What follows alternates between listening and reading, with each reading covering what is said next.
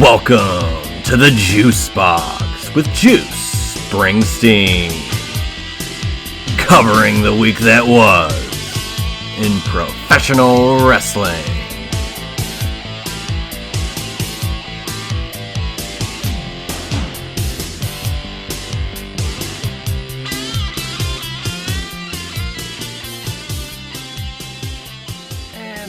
Once again, everybody, to the Juice Box. I am Juice Springsteen, here in the middle of July, almost to August, and boy, was this an unexpected news day today as of this recording. Before we get into the obvious and everything else I'd like to discuss, follow me on Twitter, or X, whichever you want to call it, at Juicy Steen. On Instagram at Juicy Wrestling Closet. Subscribe to the show on YouTube at Juicy Steen. If you do listen to it on Spotify or on Apple Podcasts, please subscribe there and go over there, leave a rating and review. It doesn't take that long to do that. Appreciate the support over there. And Amazon Music as well, in addition to juicysteen.podbean.com to find the Juice Box. It's been a little while since any new episodes really kind of dropped, straight up episodes.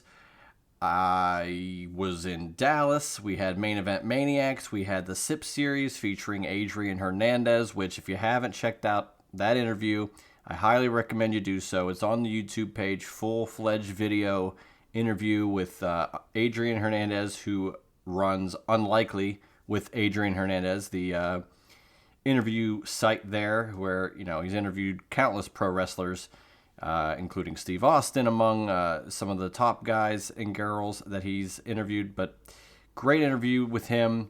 Really love diving deep into his fandom, how he became so prominent in the broadcast game, attending media scrums and what have you in that nature. So that was wonderful. Like I said, we also had an episode of Main Event Maniacs recently. We've had a couple of those. We got a few more coming down the pike. We have some AEW, an AEW Main Event Maniacs episode. We also have the Super Brawl 3 episode where I was a part of that trio with Brian and Jay to discuss that main event. Of course, we also had Josh Eisenberg and myself doing the Saturday night's main event and Evolution predictions before I traveled to Dallas for All In, so it's been quite a long time since I've come on here by myself, but there is so much to talk about, and that is saying not really a lot. There's so much to talk about, and there's no exaggeration for that statement.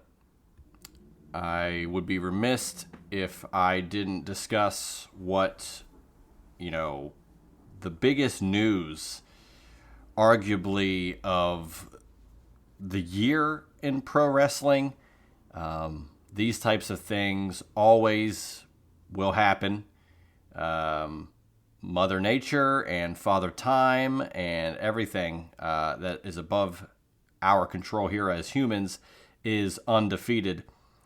And arguably the most recognizable pro wrestler of all time, Hulk Hogan, passed away today at the age of 71. Pretty early to kind of grasp what happened. Some reports were saying a cardiac event, but I am not a doctor. I'm not going to speculate. We will find out in the days, weeks, and months about what happened and how it happened.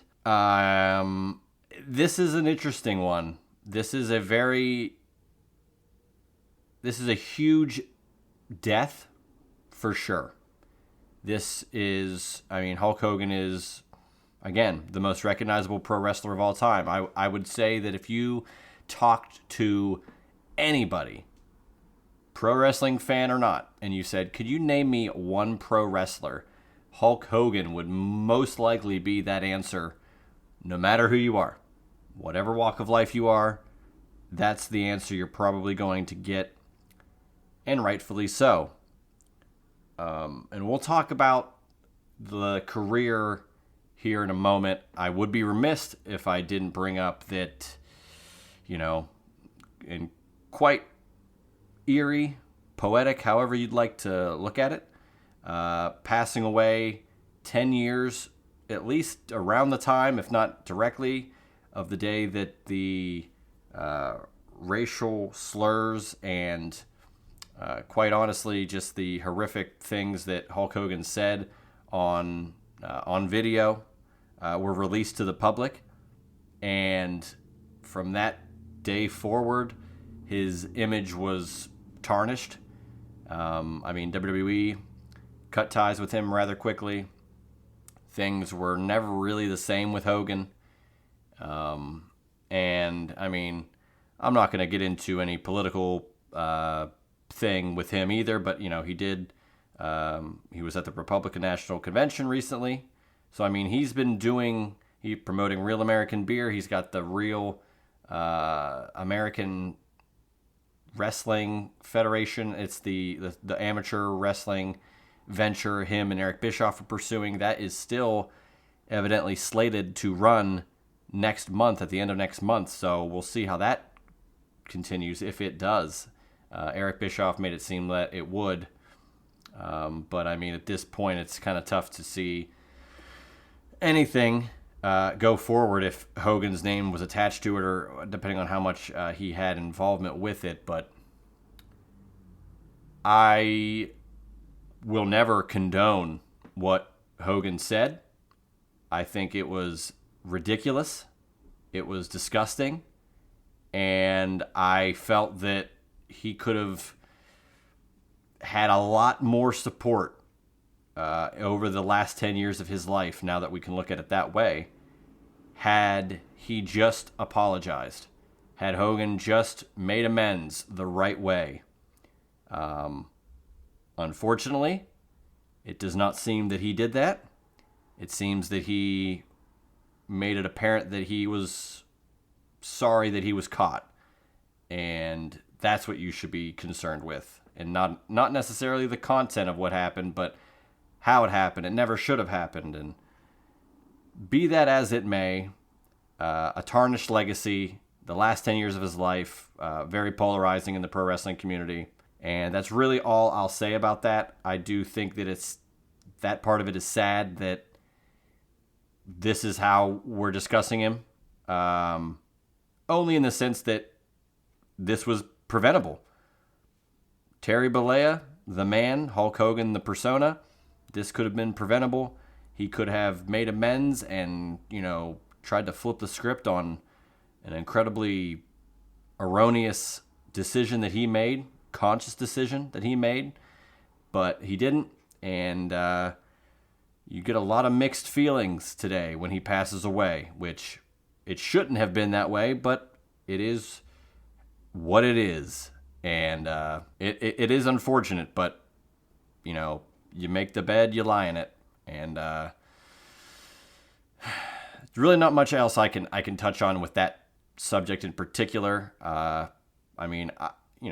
was never a huge Hulk Hogan fan.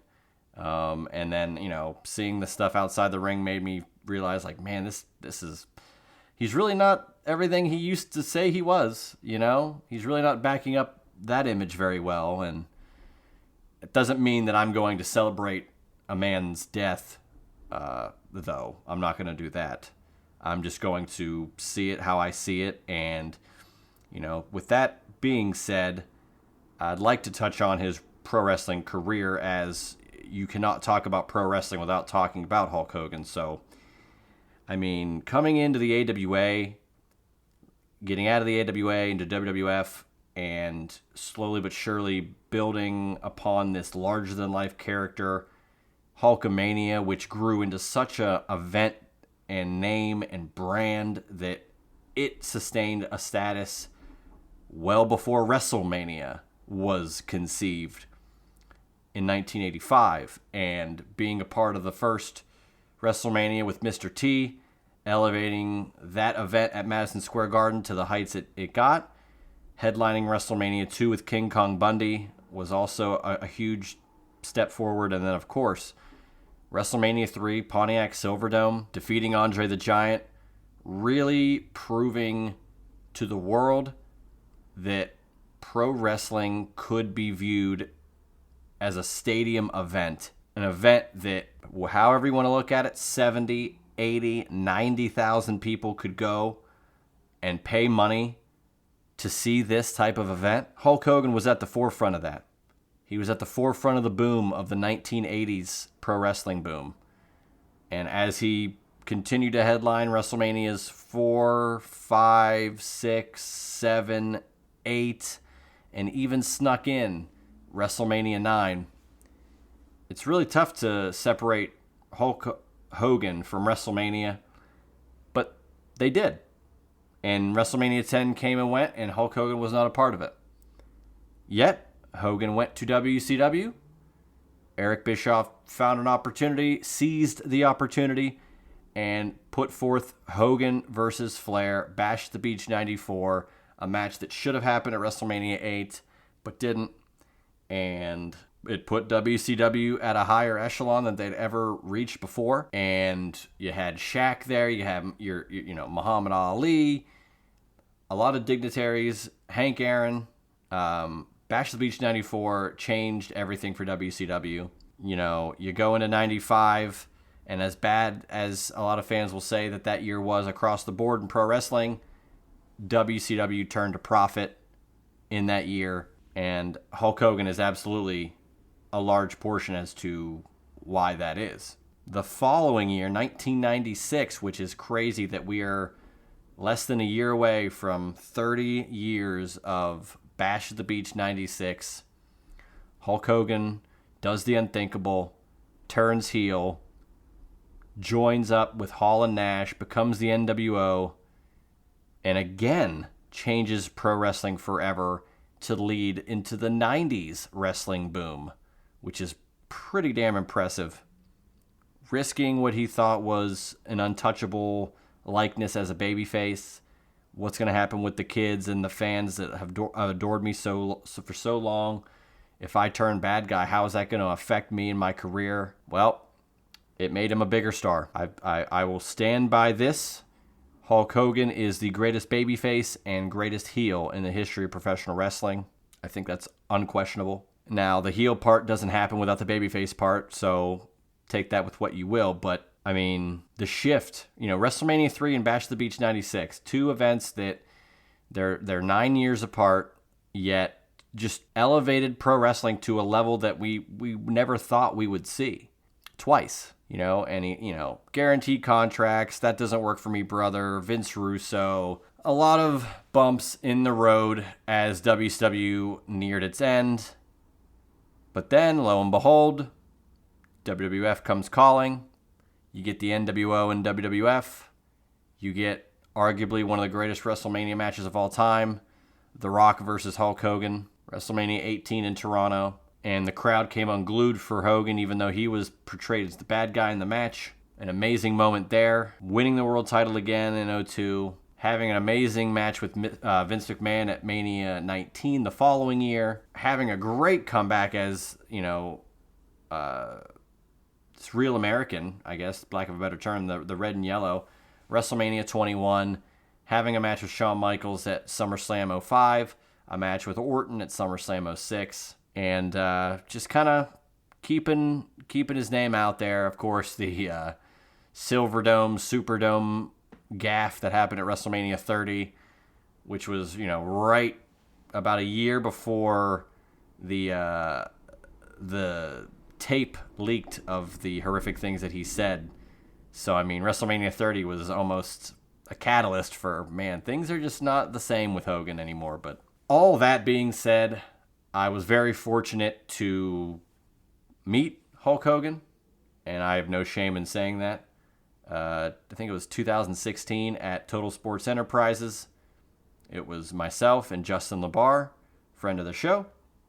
Went up there to kind of cover the meet and greet that they were having at Total Sports Enterprises. We didn't know what we were going to get into, if we were going to get an interview, if we were just going to be able to meet him or nothing at all. The timing was kind of iffy there, and we get in, and this story just, I feel a lot better about meeting him based on how this almost didn't happen.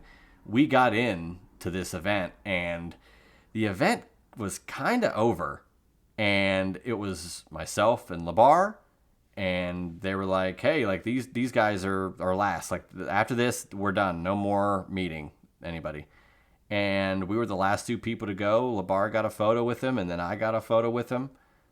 And his hand was huge. Like you meet these guys in the real world, and you see that they are larger than life. So I'm glad I got to meet Hulk Hogan at least once. That's really my it's not my goal, but some people get autographed memorabilia. Some people want interviews. Some people want this. Some want that. I am more of the mind of, if I can't interview someone or have a conversation with them, I would at least like to get a photo with them. And, I've been afforded a lot of great opportunities over the course of these last 10 or so years to meet quite a bit of the most legendary wrestlers in the business: Hogan, Flair, Jim Ross, Lex Luger. So, I've been blessed to meet a lot of these guys, and they're only getting older, and a lot less of them are around than ever. And like I said, Father Time is undefeated, and unfortunately, the immortal Hulk Hogan was mortal after all. So R.I.P. to Hulk Hogan. This is days after Ozzy Osbourne passed away. Another just like legend in the entertainment realm, as well as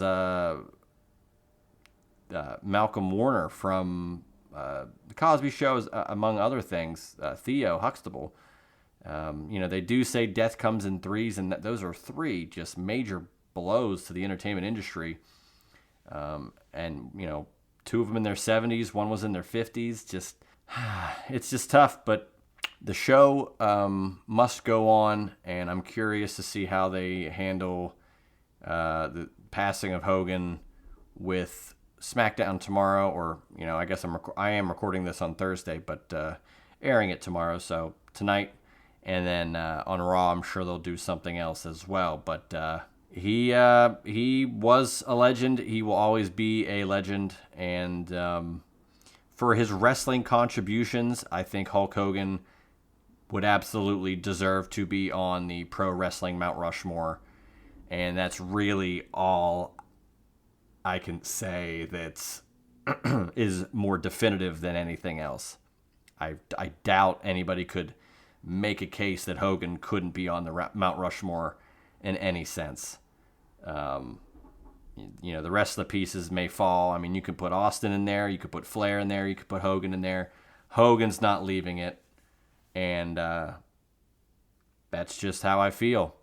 So R.I.P. to Hulk Hogan, and hopefully his family, his close friends, and all his fans, all the Hulkamaniacs around the world could hopefully just mourn and move forth. It's tough. It has been a very surreal day, I have to say. I mean, people reach out to me that I talk to a lot. Some people I don't really ever talk to reached out about this to me today because they just know I'm a pro wrestling fan. So again, pro wrestling, Hulk Hogan. And it's just been bizarre, to say the least. It's been a weird processing of his passing. Like I said, it's tough because I just wish he would have tackled his disturbing comments in a better way, to where maybe people could have been more willing to forgive him and things could have been a little less harsh. But that's not how he pursued it, and that's how he lived, and that's how he goes out. So it is what it is. So got to move on here on the Juice Box. I know that was going to take a lot of time, and it has seemingly taken up at least half of this episode. We're going to talk about a couple topics here. I want to cover what I experienced at All In. We'll talk a little bit about Evolution and Saturday Night's Main Event, the Goldberg of it all, Slammiversary, and how that went down. AEW coming back to Pittsburgh later this year, and then we'll also do a little preview of SummerSlam. And next week we will have the SummerSlam predictions with Josh Eisenberg, which will be as always, a rip-roaring good time. So, actually, let's start off this second piece of the segment by kind of reviewing a show 30 years in the making this month, Bash at the Beach 1995. I covered this on my recent appearance, my first of the official appearances on the Shining Wizards podcast. Those guys are wonderful. I am now a part of the team to where every 6 weeks, maybe, I will be coming on and, having the Juice Box as a little segment. And I talked AJ Styles and in the TNA Slammiversary of it all, but I also discussed the 30th anniversary of Bash at the Beach 1995, and I just like to touch on that a little bit again here, especially with Hogan passing away.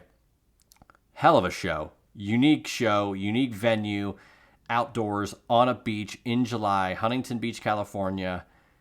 They say 9,000 people were in attendance on Wikipedia, but if you listen to the commentary, they say well over 100,000, so somewhere in between there, I am sure. Such a unique venue. What they did there, and then what they did in the subsequent 4 years with Hog Wild and then Road Wild, also interspersed with their spring break shows at Club La Vela outside. WCW did outdoor venues better than anybody. I loved it. I love every single second of it. And Bash at the Beach 95 is a unique show. Like I said, you get Flair and Savage in a lifeguard match, which is pretty much a lumberjack match to settle their feud. And then the main event it's crazy. It got uploaded yesterday in its entirety, that match, this following match. The lifeguard match got uploaded a couple days ago, and then Vader versus Hogan in the steel cage got uploaded yesterday, which, I had no choice. I sat back and I watched that whole thing again. It's fun. Hogan puts on Vader's headgear, and Vader attempts what looks to be a shooting star press and hurts his shoulder, which kind of messes up his future run in the WWF in 96. So a lot of unique things happening in that event that we look forward in the years, and it kind of affected all of it. Dennis Rodman's even in attendance there. They were filming the Baywatch episode there. I love the Vader-Hogan matches. Uncensored 95, Super Brawl 5, and Bash the Beach 95. 3 just hard-hitting matches. Vader brought out the best of what Hogan could bring, kind of what Hogan brought in Japan. Vader was no nonsense, and if you're going to wrestle Vader, you're going to wrestle Vader how he wants to wrestle you. So you better be prepared for some potatoes and some hard shots and some stiff landings. But I thought it brought the best out of Hogan, and I really enjoyed all 3 of those matches. So Bash at the Beach 95, 30 years ago this month. Pretty hard to believe. Let's talk something else that was hard to believe, and it was how much fun I had at AEW All in Texas. This was so much damn fun. I could have a whole episode based on this. I had a great time. Shout out to Andrew Baydala and Blake Mitchamore. These guys were with me all weekend, and we went to StarCast, which was a lot of fun, both Friday and Saturday. And then, of course, 6 straight hours of pro wrestling on Saturday afternoon. We had amazing seats. It was an amazing overall afternoon. We got to see MJF win a casino gauntlet, the Ops winning, Dustin Rhodes winning the TNT title, which was an amazing moment. One of the best tag matches you'll ever see was Swerve and Ospreay versus the Young Bucks. Athena winning the casino gauntlet for the women. Westside Gunn and Smoke Dizza performing the Hurt Syndicate live, which was really cool. Tony Storm and Mercedes Moné in a hell of a match, which I was excited to see. Tony get the victory there. Okada, Omega in a great match as well. And then the most chaotic main event, Texas Death Match. Hangman defeats Jon Moxley to win the world title. Darby came out. It was insane, the amount of folks that came out to interfere in the Hangman Moxley match. But we also saw the return of Adam Copeland. So what an amazing just overall show and weekend. And I'm going to forget people, so if you're listening to this and I forget a mention, then I apologize. But I met a lot of people and talked to a lot of people in Arlington. Some of the Twitter accounts I know, we had Slick Flair, we had Voice of the Marks. I know we had, I think his name's Lincoln, Grumpy Omega. I ran into Sam Adonis. I ran into Adrian Hernandez. I got to meet Sean Ross Sapp. I got to sit in on the Bryan Danielson, Tony Schiavone panel, which is really cool. I mean, look, after All In, we're hanging out at the hotel bar, and West Side Gun and MVP and a couple of those guys came through. And I got to take a photo with West Side Gun, which was really cool as well. Just a lot of good vibes, honestly, the entire weekend. And I couldn't say much anything else it was so nice. Like, the camaraderie that pro wrestling fans bring to the table is really unmatched. And I'd be remiss, I finally met, he's now referred to as All Elite Doug, but Doug from Bill and Doug, back in the, defending the TNA side of it days on YouTube, like 15 plus years ago. I mean, those guys were absolutely inspirations for my journey on YouTube, and now, where I'm at now with doing podcasting and what have you. But meeting him was really cool as well. We chopped it up for a couple of minutes, and I saw him again at Globe Life, which is really cool. I saw just so many people there that throughout the weekend that were really, really nice. It's great to put faces and personalities to the personalities and text that you see on Twitter, online, just general online interaction. It's nice to kind of have a real conversation with some of these people. And I felt that it was all positive. I really felt that everybody I met was authentic and really, really down to earth, and it didn't come off. There was no tribalism. I mean, we were done watching All In, and we went to this hotel bar and watched the end of Saturday night's main event with a few fans, and West Side Gun and MVP and those guys watched the Goldberg, end of the Goldberg match with us. That was really cool, just a quick little moment that happened organically. So that was really awesome as well. Just, again, great vibes all weekend, and I'm just thrilled that I got to experience it. Again, shout out to Andrew Baydala, Blake Mitchamore, helping set it all up and getting us around Dallas, acquiring what we needed to get to some of these events, and just having a great time. Accommodations, great hotel at the Omni. I felt like it was a WCW show staying at the Omni, but, unrelated. But, man, everybody was just so nice. Loved being down in Arlington, so looking forward to maybe going down there again. For a wrestling show, for just something else, anything would be cool. So really excited to have done what I did this past, I guess it was 2 weeks now, in Arlington. So yeah, great time. Looking forward to the next AEW show, which I kind of brought up earlier. AEW Dynamite coming back to Pittsburgh, Peterson Event Center. As of this recording, 2 months away, September 24th. Looking forward to it. It's always a great time to catch Dynamite live. Any AEW show live is great, but this is the first Dynamite after All Out, which will take place in Canada. So looking forward to seeing how that all plays out in regards to how the, where's the champions, who's the champions, where are they going, what storylines are pivotal at the time, because you'll be going into whatever the October show is, which I still think will be Wrestle Dream. I believe it's in St. Louis, so that'll be the next show that they're promoting.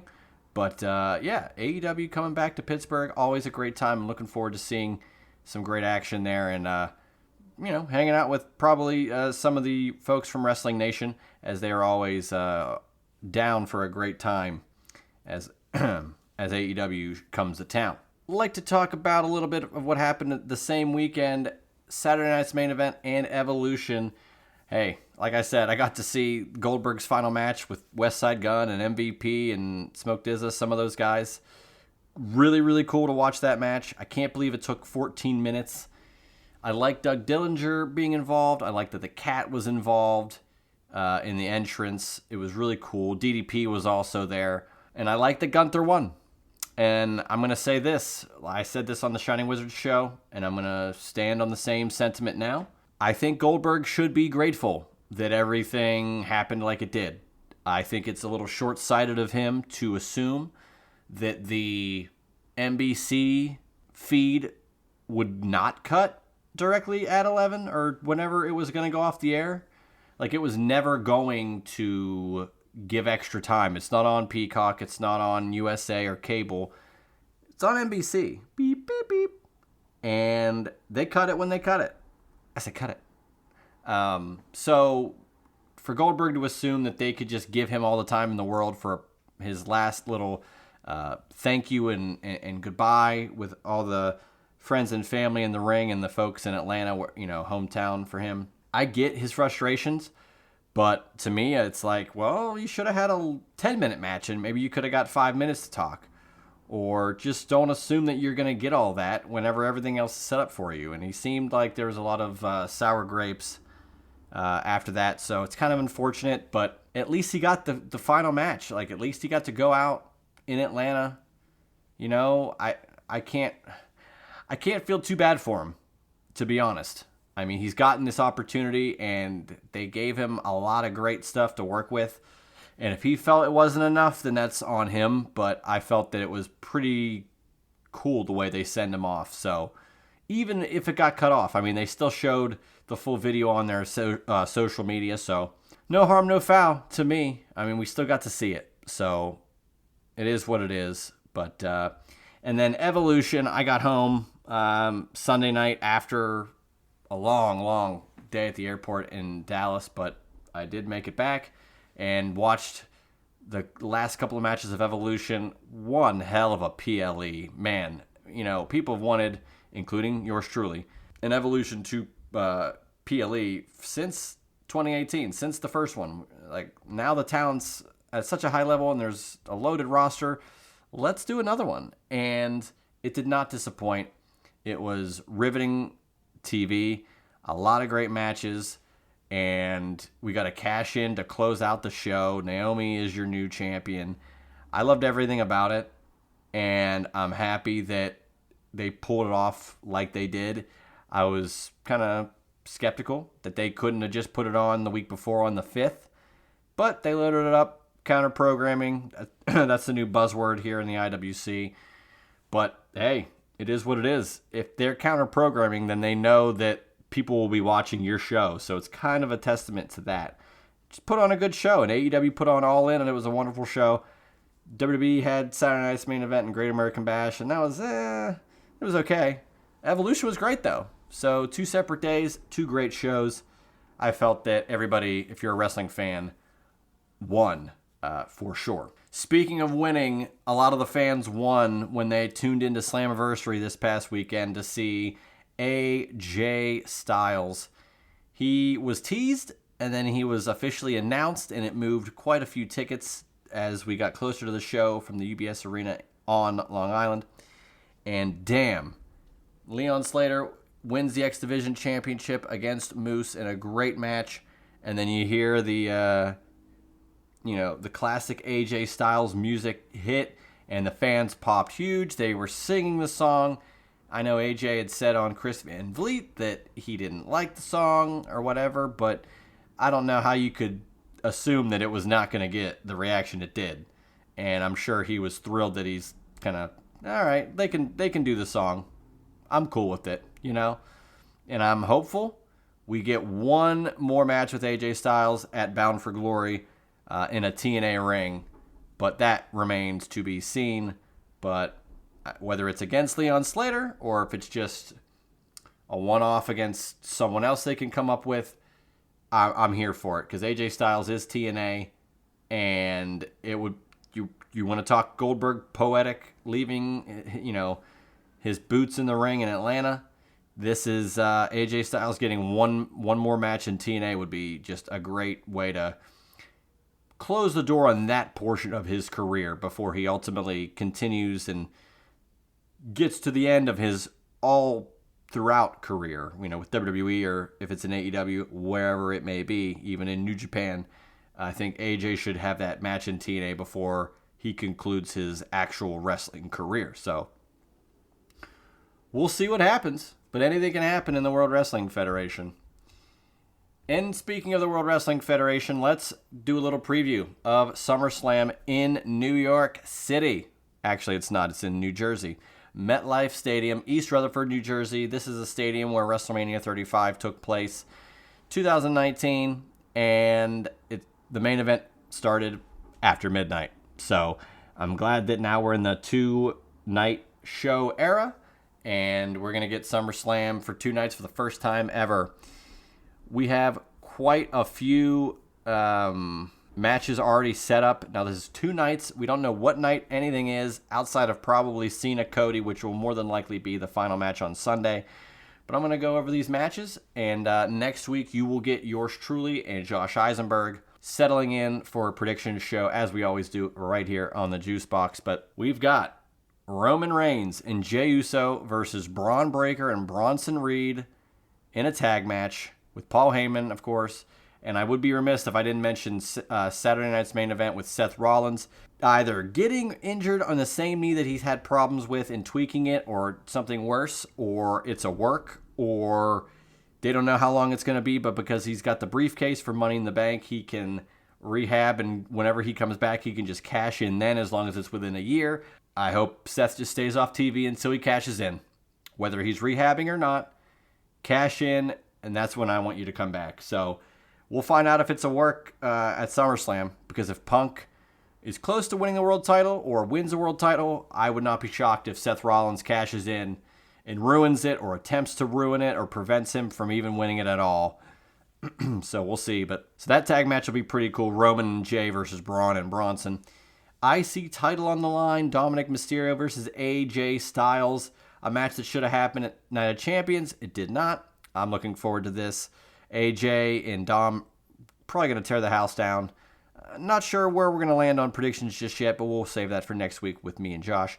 Jacob Fatu, Solo Sikoa in a steel cage match for the U.S. title. That will be something, to say the least.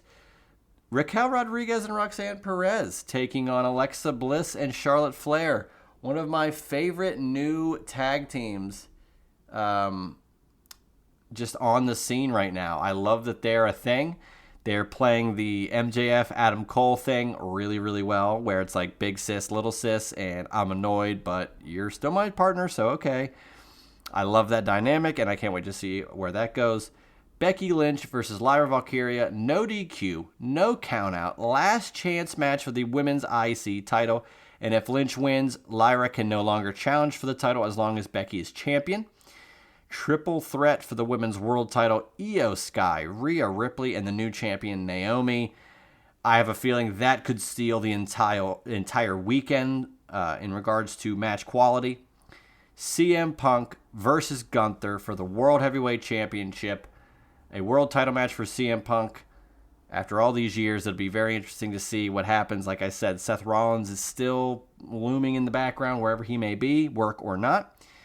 Tiffany Stratton, Jade Cargill for the WWE Women's Championship. You get a little bit of the celebrity interaction here. Drew McIntyre and Logan Paul take on Randy Orton and his tag team partner, Jelly Roll, which will be fascinating to say the least. I'm looking forward to seeing what kind of gear Jelly Roll has for this match. I have to be honest, and I'm sure we'll be talking about that next week with Josh Eisenberg. But look, say what you want, but Jelly Roll has lost some weight.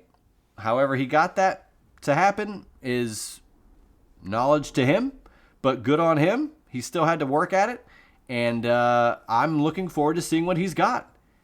I'm not anticipating a lot, but I think that's leaving the door open for a surprise. So we'll see what happens. And then, street fight for the undisputed WWE Championship. John Cena in his final SummerSlam appearance, taking on Cody Rhodes. Their second match, first one since WrestleMania. Look, as long as Travis Scott doesn't interfere, I think the match will go off without a hitch and should be wonderful. Will it be a double turn? Will Cena lose the championship here? Will it be a double turn, but Cena retains the title? Could Cody even conceivably turn heel at this juncture, or will they wait longer? There's so many questions. Could The Rock show up? A lot of unknown factors for that match. Probably going to be Sunday night. Cardi B, rapper, who finally is coming out with a new album at the end of this year, which is pretty crazy, considering her main piece of work, 2018 in April, she dropped Invasion of Privacy, and it was a huge deal. It won the Grammy for Best Rap Album, and now she's going to be releasing Am I the Drama, September 19th, her second album. So it'll be very, very intriguing to see if she can back that up and have a great sophomore record, or if it'll be the sophomore slump. But that's enough talk about rap. But we've already talked about West Side Gun, and we even talked about Jelly Roll. So we're diving in all sorts of music. We even brought up Ozzy Osbourne and his passing. So we've touched on a lot of genres this week here on the Juice Box. But that was a very interesting episode to record. I got to be honest with you. Like I said, it's never easy when the people that you grew up watching are slowly but surely fading away. And we lost a big one today. We lost Hulk Hogan. And I know that his outside the ring issues are what they are, and I'm not happy about them. I think it's disgusting. And, you know, you could say what you want about his in-ring or outside of the ring. But, you know, I'm going to take his in-ring for what that was. And undoubtedly, I think the greatest babyface and the greatest heel in the history of professional wrestling. I think there's no question about that. And I also think he is on the Mount Rushmore of professional wrestling. So R.I.P. once again to the immortal Hulk Hogan. But as always, check out my Twitter, @JuicySteen, @Juicy Wrestling Closet on Instagram, @JuicySteen on YouTube, where you can check out the Adrian Hernandez Sip Series interview. Check it out on Spotify, Amazon Music, juicysteen.podbean.com. If you listen to it on Spotify or on Apple Music, please drop a rating and review through Apple Podcasts on iTunes. It really helps the show grow, and I appreciate the support. Of course, we've got, like I said, next week for SummerSlam, we'll have the prediction show between myself and Josh Eisenberg. We will drop a Main Event Maniacs episode next week. Potentially AEW. It was supposed to drop during All In, but it didn't happen. So we'll probably drop it for SummerSlam week to get a little bit extra content in there for a big week of wrestling. And who knows if any other episodes will drop next week. But as always, I am Juice Springsteen. Hopefully you enjoy your weekend. And tune in next week for the SummerSlam prediction show with Josh Eisenberg and yours truly, right here on The Juice Box. That was The Juice Box with Juice Springsteen. Make sure to subscribe to The Juice Box wherever you listen to podcasts.